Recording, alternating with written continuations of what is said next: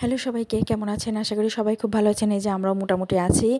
তো আজকে বর্ণবাবু ১ম স্কুল ড্রেস পরে স্কুলে যাবে।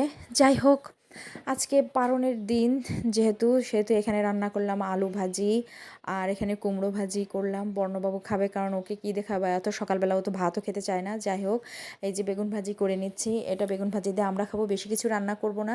পারণের দিন এখন এত সময়ও নেই, কারণ স্কুলে যাব তাড়াতাড়ি, এই জন্যই বেগুন ভাজি, আলু ভাজি, কুমড়ো ভাজি এগুলোই করলাম। এই যে কুমড়ো ভাজিও করা হয়ে গেছে। বর্ণবাবু তো খেতে চায়ই না, সকালবেলা ২-১ গাল কোনো রকম খাওয়ালাম। তো এই যে বেগুন, তা ভাত রান্না হয়ে গেছে, সবই করছি। তো বর্ণবাবু এই যে আজকেই ১ম, এই কদিন আর কি সবাই ড্রেস বানানো হয়নি, তো এই জন্য কেউ পরেও নি। তো আজকে সবাই পরবে, এই জন্য ভাবলাম যে ওকেও পরিয়ে নিয়ে যায়, ওর ড্রেসও বানানো হয়ে গেছে।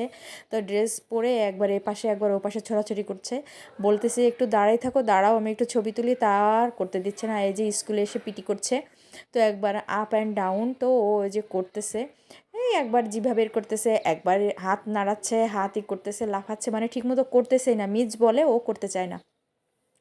যাই হোক, ওর মতো লাফালাফি করতেছে, একবার উঠতেছে, কিন্তু মিস যেটা বলতেছে সে শুনতেছে না। এবার পরে বাসায় এসে এটা হলো মাওয়া ঘাটের মতো আমি একটু রান্না করলাম, মাঝখানে পেঁয়াজ দিলাম আর দুই পাশে মাছ। যাই হোক, মাওয়া ঘাটে এইভাবেই ভাজে আর কি। তা মাওয়া ঘাটের মতো ভাজলাম। তো ঠিক আছে, টাটা।